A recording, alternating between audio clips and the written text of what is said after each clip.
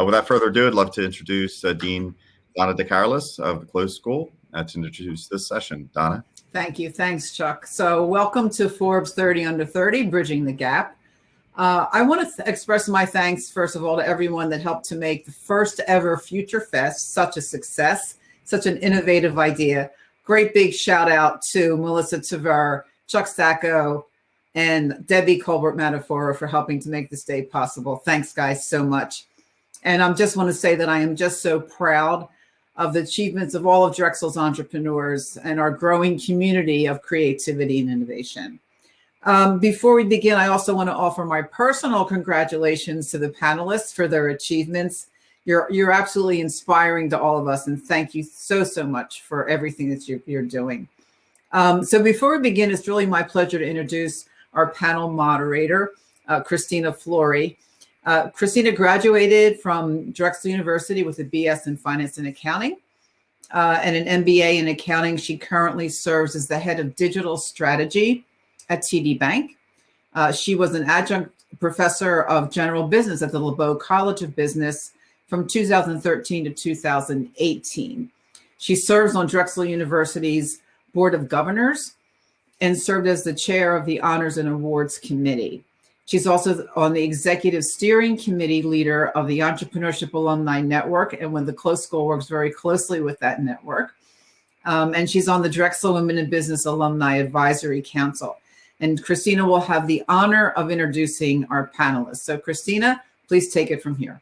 Thanks, Donna, I appreciate it. So again, I just wanted to say congratulations to all of our panelists today for getting such a distinctive award of the Forbes 30 Under 30. It's an amazing accomplishment, and did just want to again acknowledge it and say congratulations. So today on our panel, we have Asim. He is the co-founder and COO of ORI. We have Brielle Ferguson. She is a neuroscientist and a post-doctoral fellow at Stanford University, as well as the director of programs at Black in Neuro. And then we also have Courtney Sabo, who is a co-founder and chief product officer at Coppa. So welcome. We are honored to have you guys here today. When we were kind of going through this event and figuring out what's our signature, theme event that we want to do, I said, well, we have a ton of individuals that were awarded for the Forbes 30 Under 30. How can we recognize them, right? Graduates of Drexel, it's a huge accomplishment. We have the 3 represented here today, but we actually had more as well as this. So I just think that it speaks to the caliber of the university and the programming that's really in place. So I want to tell a little story before we get started. Back in 2017, I kind of went through my emails to figure out when exactly I attended this event. But it was an event at Ballard Spar, and it was where startups were invited to get some insights from local angel investors, as well as some VC companies.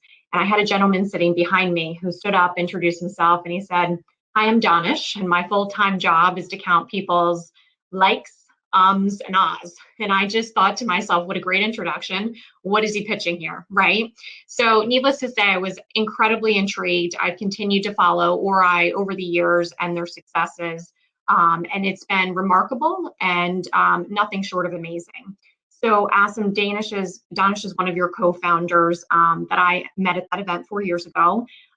So as a additional co-founder of that organization, can you share the mission behind why the app ORI was created? What was the mission, and what are you guys still hoping to accomplish today? So about 4 years ago, Danish, my co-founder Paratosh, and I came to the United States. Actually 5 for them, 4 for me.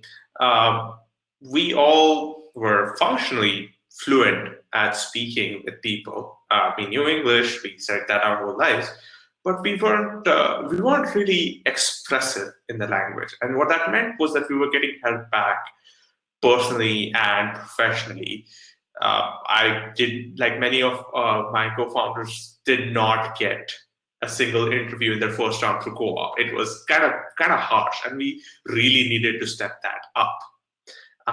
So we tried books, we tried online courses, we tried Toastmasters, and finally there was a friend who was a speech coach who helped all of us become better at public speaking.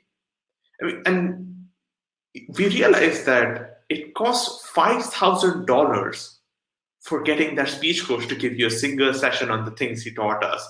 We would never have been able to afford this. And as we saw people at Toastmasters and other people around us who were still struggling with this challenge, we thought, okay, what can we do with our skills in engineering and artificial intelligence to fix this problem?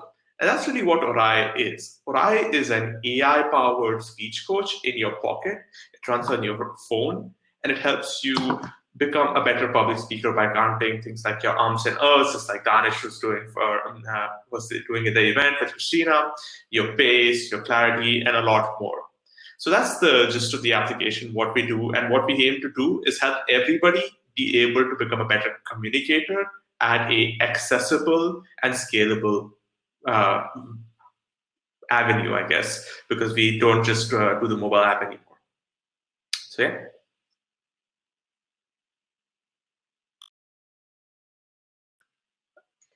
You're on mute. Guys. So Brielle, any good moderator for any type of event, we do a little bit of research.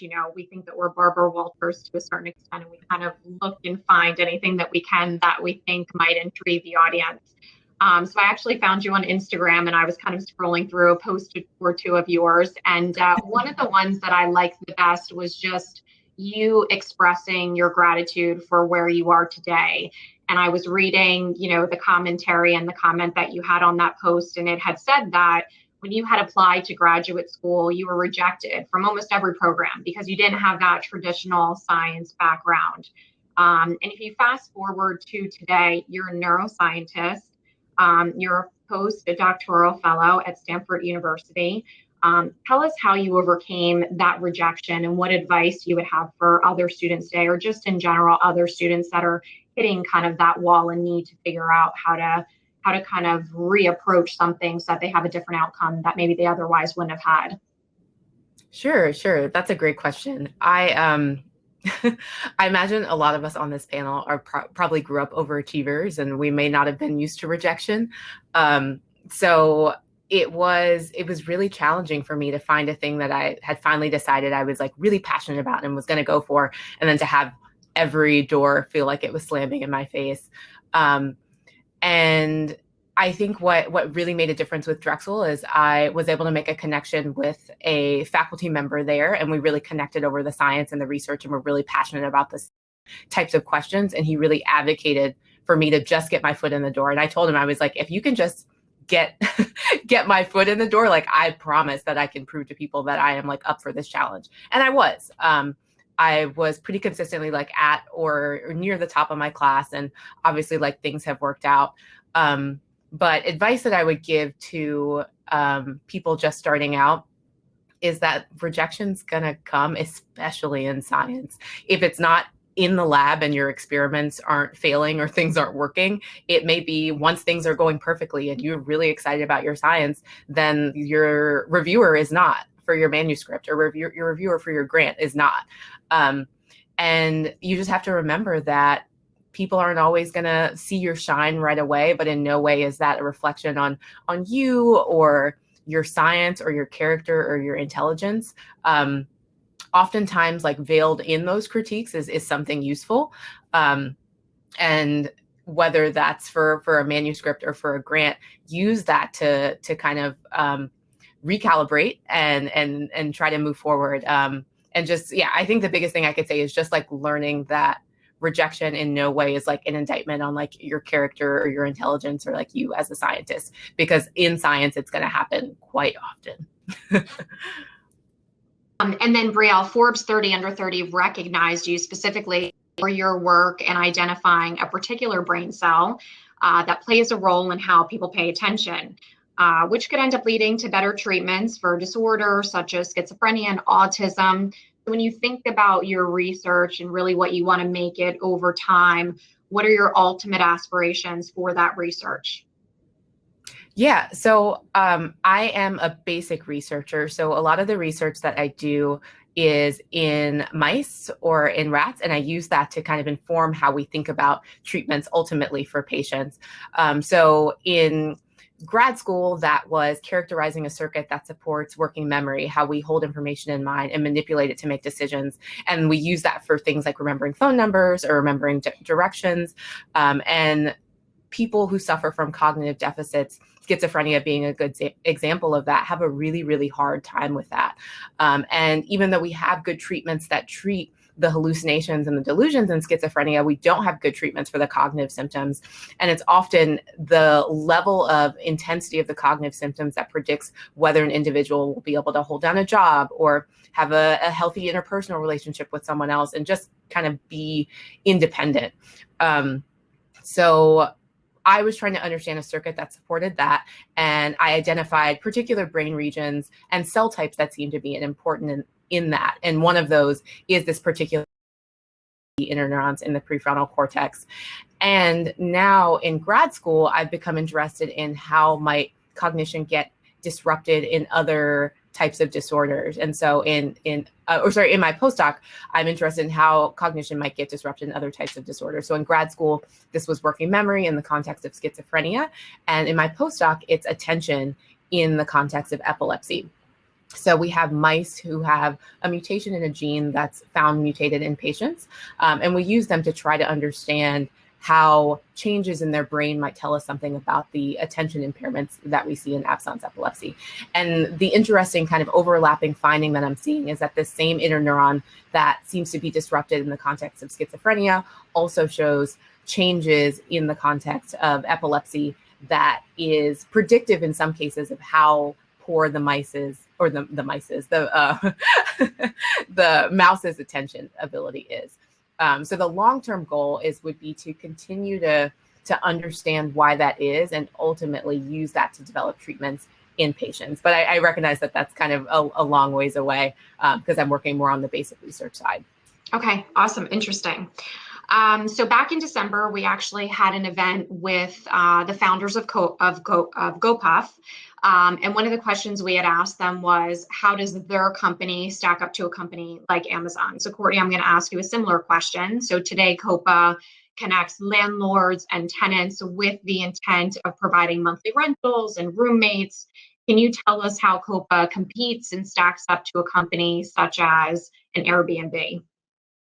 Yeah, of course. Gotten this question a couple of times. So, when we founded Coppa, it was really to help us find rentals for our internships or co-ops. My co-founder also had a co-op, not at Drexel, but at the University of Waterloo. And because of that, we've always been really focused on kind of that rental experience versus vacationing like Airbnb is focused on. And there's certainly lots of overlap in terms of types of people who use both these platforms. But ultimately, there are some different needs for the renting experience. And because we are generally, lots of our renters are kind of early career renters. And so they're, in university or just out of university. And so lots of times they need people to live with in order to be able to afford a city like San Francisco or even New York. And so we have features to be able to find housemates as well. And then on the landlord side, I think there's lots of things that Airbnb doesn't really help you with, which are things like leases, which are still very standard for, a 6+ month stay, things like security deposits, extra verification, and background checks as well. So I think overall we pair well. Like I think there's a use case for Airbnb and there's a use case for Coppa, and then there's use cases for other companies like Zillow and people who do long-term rentals as well. And then can you give us a sense for how COVID may have impacted online accommodation marketplaces, whether in a negative or a positive way for your business or for Coppa? Yeah, last March was pretty bad, to be honest. I think going back to Brielle and just like rejection or failure, like as a founder, my gosh, you were just hit with like failure after failure sometime. And, I think there needs to be a way of kind of taking those failures and just like finding any opportunity in them. And while I don't think March 2020 was necessarily a failure on our part, I think, lots of people had bookings to stay in places over the summer, and because of travel bans, because of the fear of this unknown disease at the time, lots of them were canceled. And, we made the decision as a company that, that short-term revenue that we made from those bookings was really not worth kind of the pain that all of our customers were going through. So ultimately, we refunded every single dollar of those canceled bookings. And with that, obviously, our revenue took a huge hit. However, at the same time, we knew that our revenue would continue to be lower as, we could see the impact of COVID being, definitely as long as it is today and beyond that. And so we actually focused our efforts more on a long-term growth strategy, which was just expanding the number of landlords and properties that are on Coppa. So we actually went from being to West Coast cities, so Seattle and San Francisco, last March to being in over 70 US cities now. And so ultimately just kind of preparing for, when COVID lets our lives go back to normal at least a little bit and people do start moving, that they will have those options, no matter where they're looking in the United States. Awesome, thanks. So today, the purpose of this panel is really to learn about your journey as an entrepreneur, right? Not so much about specifically what are you doing tomorrow, but what was that journey leading up to that? So that comes with the good, the bad, the indifferent, and really everything in between. So Asim, can you tell us how you and your two co-founders started this venture? Once you actually had the idea to then create that app, where did you go to seek out resources to build that app? I think a lot of entrepreneurs have a great idea. A lot of times if it ends up being very much a tech heavy build, they do have to go out and look for an app to be built, and that can be incredibly expensive. So how did you kind of get from your MVP 1 to where you are today? Let me talk a little bit more specific to my journey. I actually joined Ori in my freshman year as an intern. I was like, hey, I'm at Drexel. I kind of know how to code. Actually, I don't know how to code, but I'm going to try it anyways. So let's go ahead and join my co-founders, who impressed me with their demo in a venture capital pitching competition / seminar, which I was very lucky to be part of through the closed school. And I met them there, told them, hey, what do you guys need? I'm really interested in what you guys are doing. Joined them. And with Ori, really, we're lucky that my CTO, Paratosh, already had a grasp of some bits of AI, and he'd gotten a few co-ops down, and he was like, okay, we're going to do this. And Danish is obviously he's like not necessarily the most tech savvy person, but he's also very good with people. So we had that advantage with our individual skills. Where I played in was that I'm the critical one. I'm the one who used to go out and be like, hey, this is wrong. And given that mix, on the personal side, that worked out very well for us. But the resources really came from being able to hunt those opportunities and then curate through them. MVP 1.0 was just something that counted your umps and your pace. It was out in March 2017. And we just tried and, I think my co-founders put in some amount of money. Yeah, they did. And then the rest of the money came from things like Startup Fest, which is another event by the closed school. For context, they won first place in Startup Fest that year. And then pitching at all these school business plan competitions, we raised up to 100,000 in non-dilutive capital. And that's what really led the growth of the company in the initial phase. It was everything from going and hiring an outsourcing firm to build an MVP 1.0 to firing that outsourcing firm and getting full-time developers on board, because sometimes outsourcing firms don't work if you don't understand project management, and that was us. To being able to finally get funding from Dorm Room Fund, who were the first people to actually put in venture capital into this company.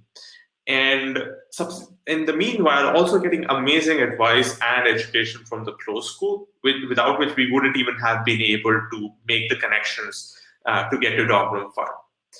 Once Dorm Room Fund happened, which was the year 2018, around May 2018, we were like, okay, we've got 20K here, we've got some connections here. let's keep applying to other places. We know we've got like 3 months and we're dead. So we gotta raise money no matter what. We've got full-time developers, things are going well, the app's scaling. And that's when we started getting the issues. So getting a venture capital interested in a student startup is hard, especially on the East Coast. So we were like, okay, we need to raise money. So we need to go after angels and venture capitalists first. We tried that about 2 weeks to a month. That did not pan out, not the best thing. So we were like, okay, let's go to accelerators. We did 1 or 2 accelerators programs, but finally we found somebody who was actually willing to put capital in as an accelerator, and that was Techstars, which was amazing because Techstars was actually coming to Philly with the Comcast NBC Universal Lift Labs powered by Techstars. That is the actual name I'm supposed to say. It's kind of a mouthful, but it is. And they really absolutely changed the way we ran our startup. And I remember having this conversation with my co-founders, like, Partosh was like 50-50. I don't know if he'll get in. Danish is like the optimist. He's like, we will get in. We've got the recommendations. And I'm like, there's no way we're getting this. We got told about a week after our initial interview that we got in, and I was just like, okay, I am in a new league. I did not anticipate this happening as an undergrad. Got into the program, worked hard for 3 months, changed our application completely, and after that, it's kind of smooth sailing for about 6 months. We subsequently raised 2.3 million out of a venture capital sheet we got in that program, in of itself. And that, after a few months hiring the team, getting it up to 17 people from 6 to 7 people, we started facing challenges. We had something called premature scaling. We hired too many people too fast to do something that was not a well fit. We tried enterprise. We tried selling ORI to enterprises. That worked, but that was not sustainable. Shrunk the team back in 2019. Went back to our core. Started working on the app again. Started hammering out what the issues were there, and that's really been the journey ever since. Now we're going forward with the app as is. It's chugging along. COVID has been strange, to say the least. People can't go out. People can't get things, but that's the journey, the gist of it. There's some ups, some downs. Yeah.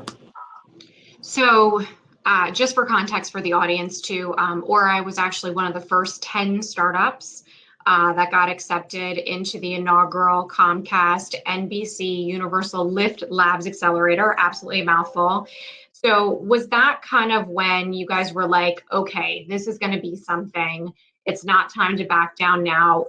Let's move forward full steam ahead. Was that like the moment? Yeah. We were always pretty enthusiastic about the application. The moment it was big was actually the VentureBeat article we got in the summer of 2017. We were like, oh my God, that is crazy. Subsequently, Fast Company picked us up and we were like, okay, this is a thing. What Techstars did was made it from something that this is a thing we're all imagining stuff in our heads to this is a way to get to the things we're imagining in our heads. That's really the power of Techstars. It's a system, literally.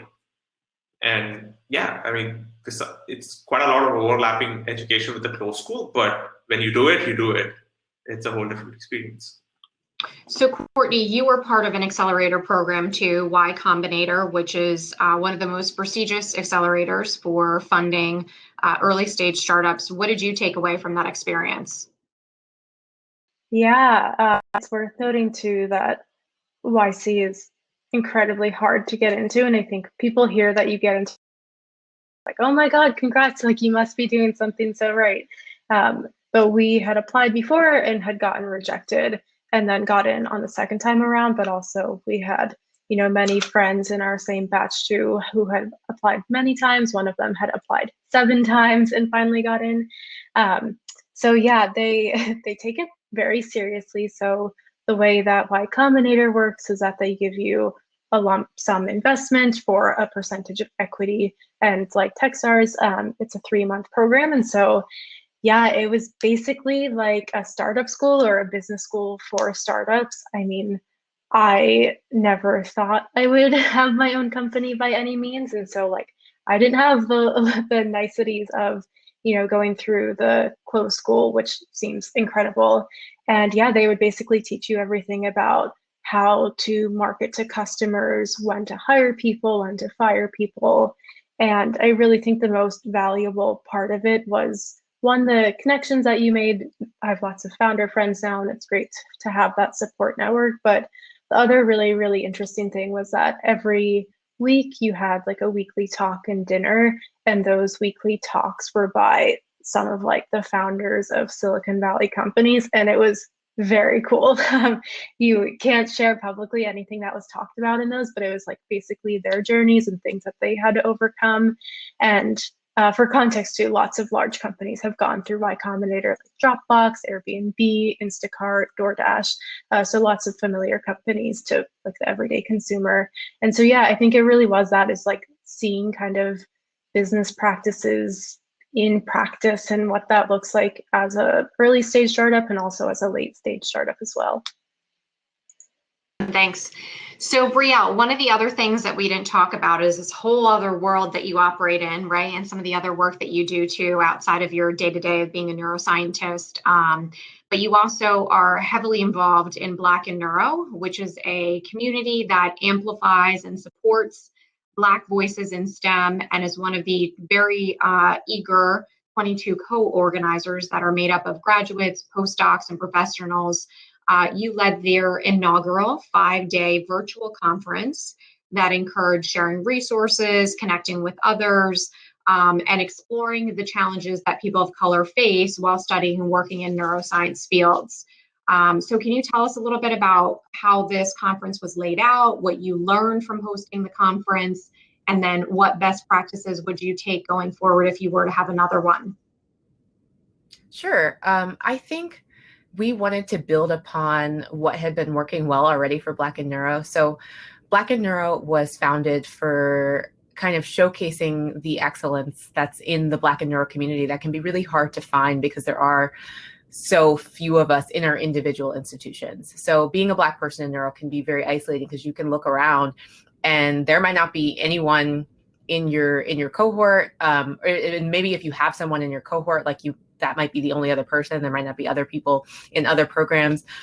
So we are very used to being the only.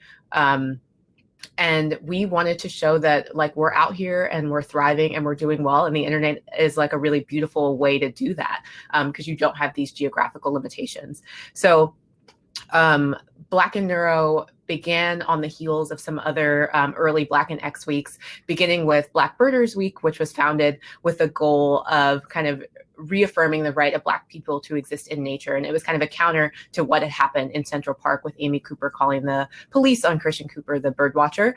And so after that, after Black Birders Week, there was also Black in Astro Week and Black Botanist Week. And I think all of kind of Black people in our respective fields were like, kind of, is it our time? Should we do it too? You know, like this has been so powerful. And we saw the way like the internet reacted to it. We were like, we could be part of this change and kind of counter the really heavy narrative around heavy narratives and heavy conversations about anti-Black racism that we within the Black community have been having for a long time, but it's felt like the nation was just catching up to. And that was good. But we wanted to kind of like provide a positive kind of counter narrative to that. So that was how Black in Neuro got started. We started with Black in Neuro Week, and throughout that, we offered professional development events, socials to bring the community together. And we wanted to do very much the same thing during the conference. But to add to that, giving Black people an opportunity to share their science. What's so often happens with people of color, particularly Black people in STEM, and neuroscience specifically, is that we bear the disproportionate burden of the diversity and the advocacy and the service work. And while it's really great to be able to kind of like have a seat at the table and like be involved in those decisions, we're often much less likely to get asked to speak about our science. And so this was something that was really important in the conference. And we knew that like nothing like this had ever really existed before. So working with The other co-lead for the conference, Monica, and then the rest of the Black and Neuro team, we were able to put on three days of scientific presentations. We had over, I think, 80 presentations, and like that's just a space of like 80 Black neuroscientists presenting at the same time. It's just like never existed before. And so just I feel like we almost had a low bar just because by putting people in the same space is just something really powerful that people had never seen before. So really proud to be able to make that happen in collaboration with the rest of the amazing Black and Neuro team. And then coupled with that, we had professional development events. We had workshops on how to craft presentations, particularly during the pandemic, because like that looks different now. We had socials to bring the community together. And I think it was a really amazing first step. And we're really looking forward to being able to build on that as the organization grows and as we have the ability to actually gather physically in the same space. I thought it was interesting too, because as part of the submission guidelines for someone to join your community, you ask them to share their story, right? Any participant to share their story as part of their application. And you ask them what has hindered them, what has helped them during their journey, what are their struggles and things that inspire them. And it's an incredibly loaded question. I'm sure you could go on pages and pages, each person that has to make that submission. But in a short response, what would be your, like, what did you say in your submission? I'm sure you had to submit one as well, kind of showcase what hindered you, what helped you, and what were some of those major struggles that you faced along the way. Oh, yeah, that's a big one. I guess why I fell in love with neuroscience was back in undergrad when I took a class called the Neurobiology of Learning and Memory. And it was all about how you could go from activity down at a neuronal level, so these individual cells in the brain, all the way to a behavior or a behavioral difference. And I thought that was just the coolest thing that I had ever heard. But as I've kind of alluded to in some of the earlier questions that you've asked, there were challenges after that because I was really excited about going to grad school, but other people weren't necessarily excited about it. So that was a wake-up call. So that was the big rejection number one. But then as I got into grad school, there was lots of additional challenges. As someone who didn't have a strong traditional science background or research background, I didn't really know how to do research. And a lot of people come into grad school having taken a year or two to work in a lab and get that research background, and I just didn't have it. So I think, yeah, along with some of the other rejections that I've already talked about, just not being able to get things working in the lab. I was like, did you make a mistake? You know, is this really the right place for you? So that was hard. And definitely I watched my peers progress at like a quicker pace than I was. And that was really difficult. But once I got over that phase, I think it took me a couple years to like really get my project going. Like once things got going, they were really going. And then I also was used to that feeling of like things not working and how to like exist in that space and be okay instead of, you know, getting down on myself or becoming less productive and instead seeing this as like an opportunity to overcome a challenge. So I think it's just really taken a lot of kind of shifting my perspective and reframing challenges, because so much of science is challenges, as like opportunities for bettering myself and my troubleshooting and my problem solving abilities. Awesome. So Courtney, you have worked as a UI and UX designer at Apple, at Salesforce. What was missing from those corporate experiences where you were like, all right, it's time, let's kind of move away from the side hustle and really turn it into a full-time venture? Sure, yeah. So for some background too, I was working full-time at a design agency in Philadelphia right after I graduated. That was my co-op and had transitioned to full-time. And from there was recruited to work at another design agency in California. And that was specifically for Apple work. And so I worked, but all of my work every day was focused around Apple digital products. And then from there, very common in Silicon Valley that the design agency gets bought by a large corporation. In this case, it was Salesforce. And you tend not to have many options in that case, so everybody at that company went to work for Salesforce. And during all of this, I had started Coppa with my co-founder at the time, so we were working on this on the side. And, you know, ultimately, I think at a large corporation, it can be very nice for a certain stage of your life, or for, if you're just looking for a very stable environment, get paid well, like have great benefits. But, I think several of us there, including my co-founder, were, kind of feeling like we just weren't growing as much. We had this thing on the side that we were working on that seemed pretty exciting. And ultimately, we used that time in kind of the corporate life to save a lot of money and, essentially do that to invest in our own business. And then ultimately had made the jump after the first time we got rejected from YC. We were still working, kind of full-time jobs. And when that happened, when we got rejected, we kind of evaluated, okay, we had gotten an interview with YC after applying, which already I think is like maybe 5 to 10%. And so the acceptance rate is 1.5%. So we thought like, we're already like kind of close. Like, what if we just took the final step, and would that make a difference? And so we decided that that was the time to take a jump and, really try to do something on our own. And I think, in the past 4 years of me working on Coppa, I've gained 16 years of experience, just like the things that you learn. You can try every single role. Maybe not you can try, like you have to try every single role. And, I think that it was probably the best thing I could do for my career, at least at the time. And then let's get into funding. So Ori, as of 2019, has raised about 2.3 million in seed financing. How did you go about, getting that level of financing? How did you invest it? Do you have plans for future rounds? What's kind of the state right now? Yeah, so we were actually quite lucky. So like Techstars has this thing called Investor Madness. It's literally called, there are 2 weeks in Techstars. One's called Mentor Madness, which happens at the beginning of it, which is like you're meeting 120 people in 7 days, and you've got to pick 3 of them for being your mentors. Similarly, you've got Investor Madness, right? You've got to just get one person at least to start investing in you. We were quite lucky in that we got an offer for a term sheet then, and we were like absolutely blown away by the fact that Comcast Ventures wants to put in money, not associated with Comcast. Comcast Ventures is actually separate. Was, if I'm correct.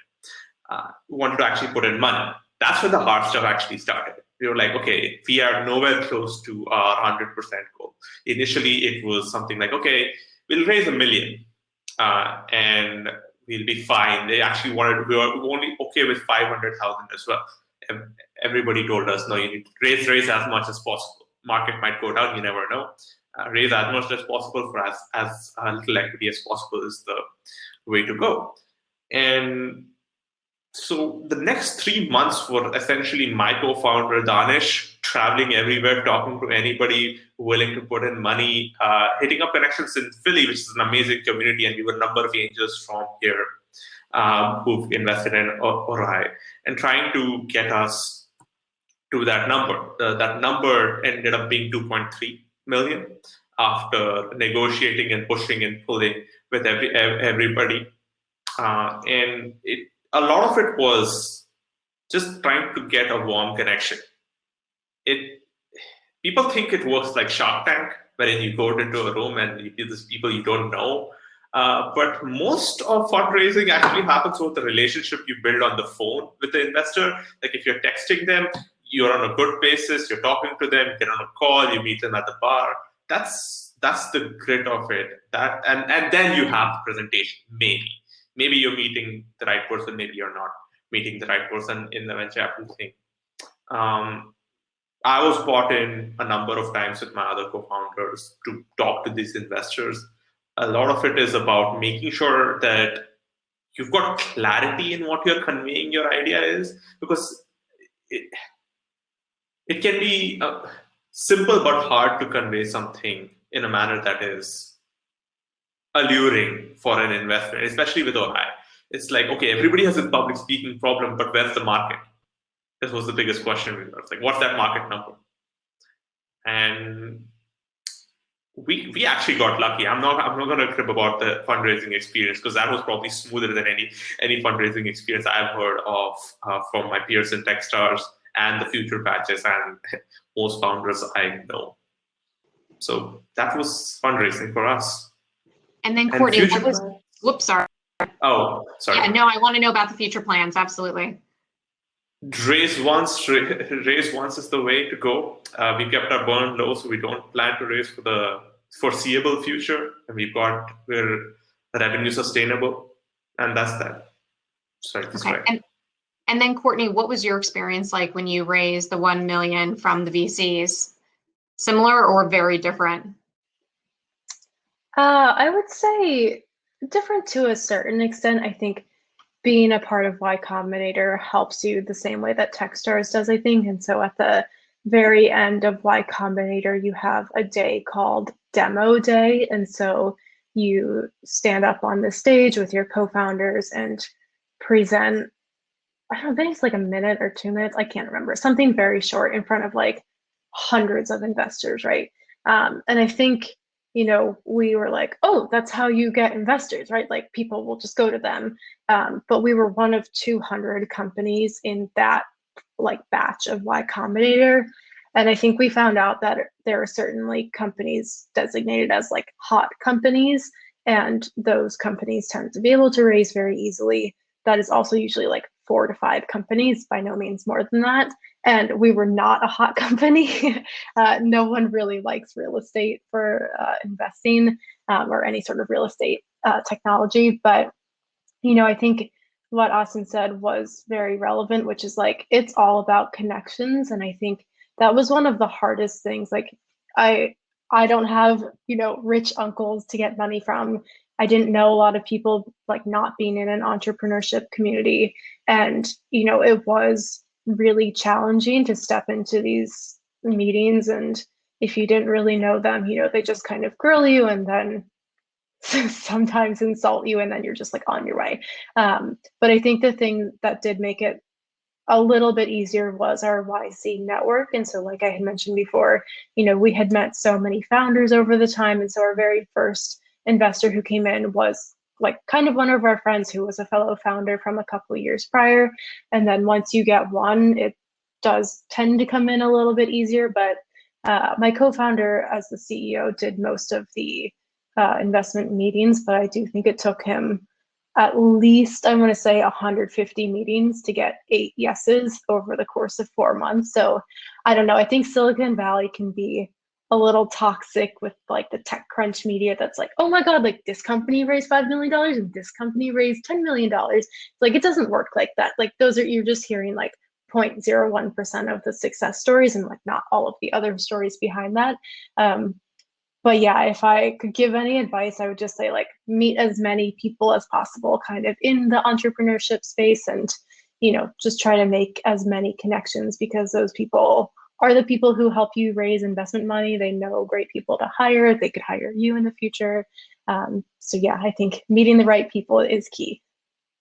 Being at the right place at the right time too, I saw a CEO yesterday post on LinkedIn. He was kind of telling a story and he's like, I hate when people say that like I became so successful from nothing, right? Because there is a component of luck that comes into that and being at the right place at the right time.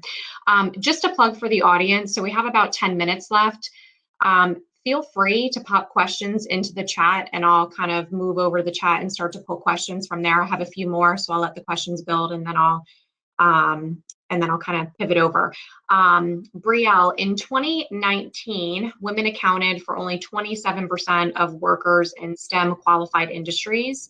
And additionally, women made on average about 19% less than their male counterparts in STEM qualified industries. It's a little sentimental, but if you were to ever have a daughter one day, what would your advice be to her? That's a great question.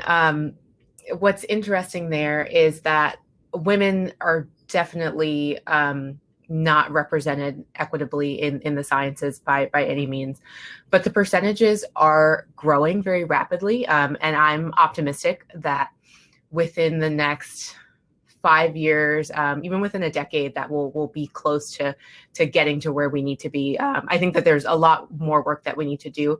But when you look at the trends of like women in PhD programs and postdocs, we are very similar, at a similar level to men.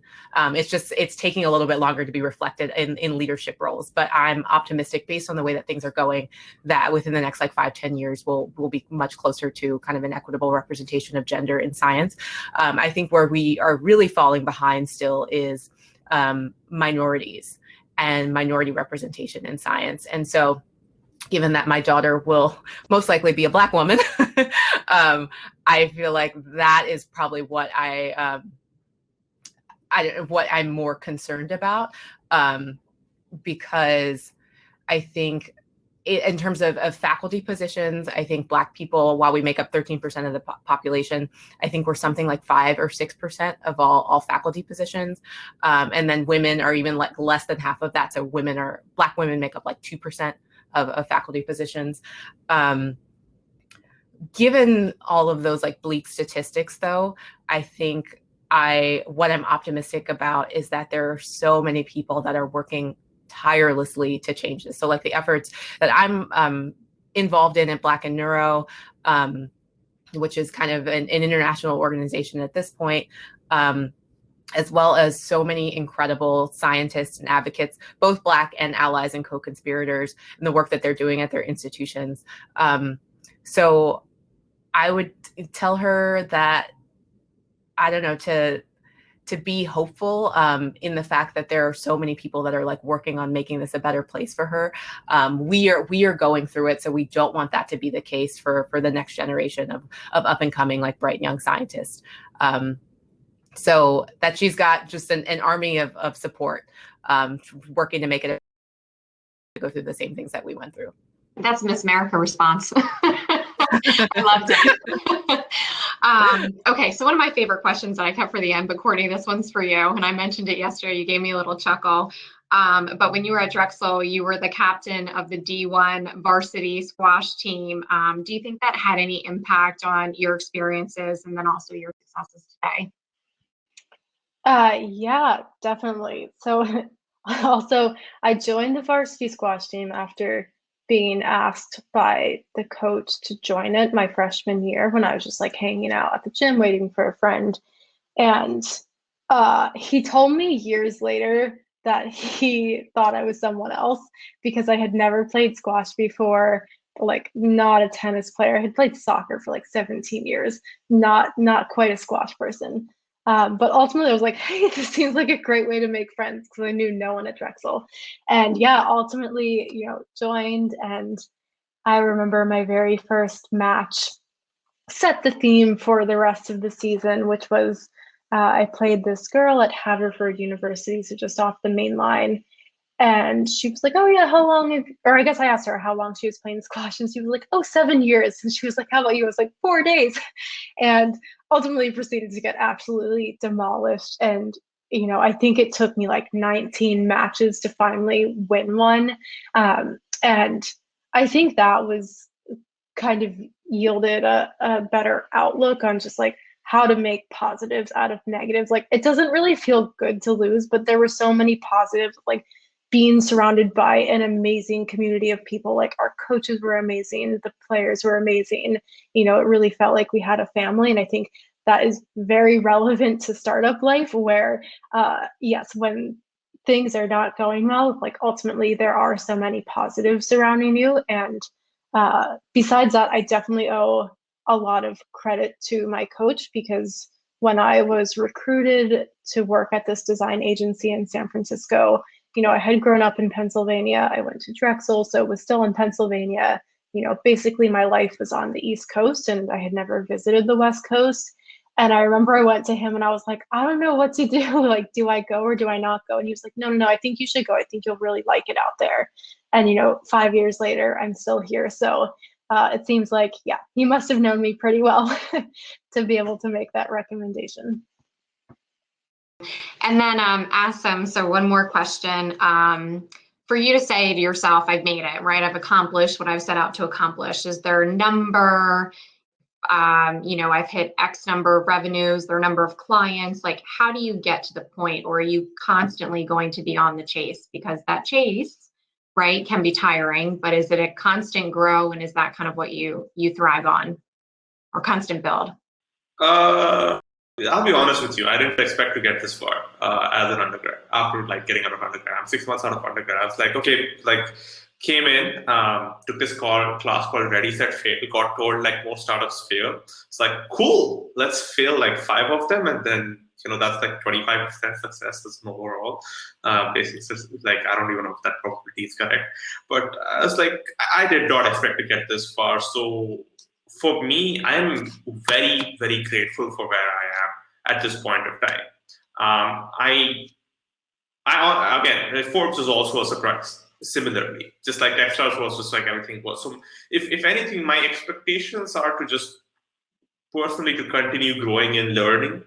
I don't think it's fair of me to expect something of the world, and as much as it is like I expect things of myself, but then there's no number that's going to make me happy, or there's no number that's going to make me feel like I've done enough, because, well, then why would I want to continue doing anything I'm doing? And I always want to continue doing what I'm doing because I love what I'm doing.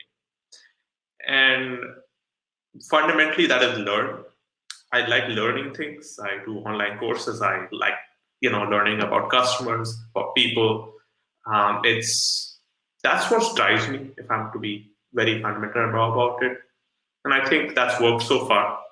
Maybe in the future I might have that number. I don't know yet. And hopefully this strategy pans out in the next few decades. Who knows? So we have a quick question here. I know we only have a couple minutes left, but I want to make the most of the time that we have with you. We had a question come in from Small Biz Philly, and they asked, is it better to bootstrap? How long do you do that for before you go out and you seek investors and give up equity in return? So any of you can answer that. It's not directed towards any one particular individual. If you never have to raise money, I would never raise money. I think there are certain types of businesses that require investment money. Those can be, marketplaces where essentially you have to grow to reach some sort of mass market, and that typically requires investment to be able to hire those people to reach that. But ultimately, I think, the best businesses are the ones that are profitable. And so, if you could focus on that, that would be my recommendation. And just one last plug too. We have our city council member, Alan Dom, that attended today. So he's putting in the chat bot that his intent is to have businesses start in Philly and obviously stay in Philly. So if you guys are a business that is starting in the local Philadelphia region, to reach out to him, his email address is in the chat, and that, open to a conversation. So hopefully that's helpful to all of you as entrepreneurs too. Any last words, any parting words that you guys wanted to cover? Thanks so much for having us. I had fun. Thank I hope you. that you guys had fun too. Yeah, hopefully we can do this again. Chuck, anything else that you'd like to say? Thank you, Christina. Thank you so much for your time today. And great panel moderation. Courtney, Assam, Brielle, thanks so much for your time today. Really great, especially Assam being 2:33 in the morning in India right now. So thank you so much. But wonderful, great hearing all your remarks and your experiences, and so proud that you guys are Drexel Dragons. And Donna, any last remarks? Just a great big thank you. I'm just beaming here, just so proud, of Drexel, of Philadelphia, of our city, and everything that you're doing. And I want to thank the three of you so, so much. Much appreciated from our hearts. Please reach out to the Close School. Yes. Thank you. All right. And Melissa, I think we hand it back to you now for next steps. Yeah, so we have a lot of people who are on this this interview right now, and we'd love to see you go over to the next session. I don't want to do it directly from here. I should have thought of this sooner, but because we may have some people who are going specifically to see that session as well. So we have one more session, which just is our goodbye and our closing statements. And we've got a very special performance by two of our Close School professors who not only are they gifted entrepreneurs and faculty members, but they are also really gifted musicians. So we'd love for you to join us there. It's our final session of the day. It won't be longer than 5 minutes, but it's going to be really fun. So hope to see you there. And thank you all.